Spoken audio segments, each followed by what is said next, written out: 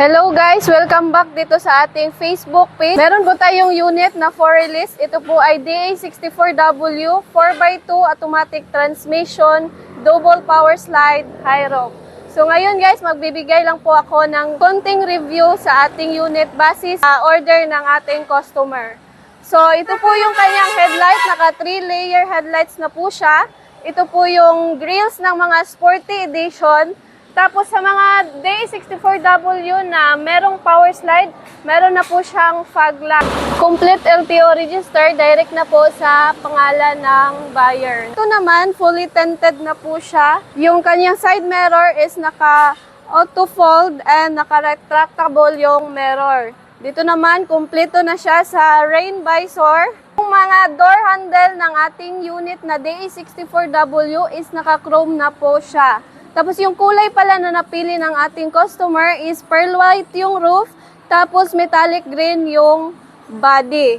So yan po yung kulay na gusto ng ating customer. So dito naman, sa basic setup na inclusion is naka 13 inches mag wheels na po siya. So ito po yung napili na design ng ating customer. Yung size po nito is 165 by 65 R13. Tapos nagpadagdag naman ng fender flare yung ating customer. So ito, yan po yung kanyang fender light. Ito sa likuran.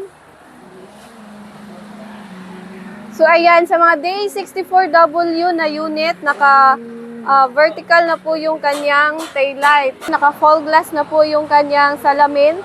Tapos meron na po siyang stock na spoiler. Ito po yung kanyang third light, yung back wiper. Tapos nilagyan po natin ng Suzuki na logo. Then, meron naman yung kanyang every wagon na emblem. Meron na din siyang back door trim.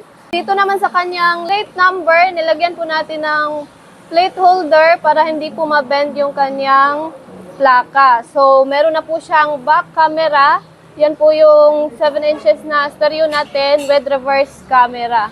So, ayan. Tingnan naman natin yung kanyang likuran. Ipakita ko sa inyo kung gaano kalawak yung kanyang likuran. Ito po yung space sa likuran ng ating minivan. So, sobrang lawak talaga. Ito naman, nilagyan po natin na brand new matting at nandyan pa yung kanyang original matting. Kabalot na din ng plastic yung ating interior. Double power slide po yung ating unit. Ayan, meron po siyang auto step. Ayan, ipalabas po natin. Auto step. Balik muna natin. Ayan. So, lalabas po yung kanyang auto step. Ayan naman, yan, pakita natin. Ayan, naka-power slide. Balik po natin. Sa kabila.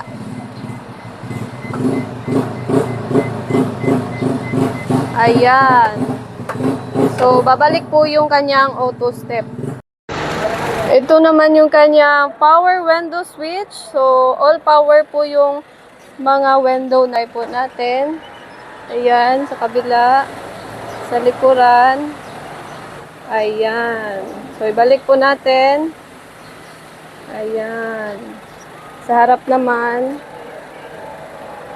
Ayan.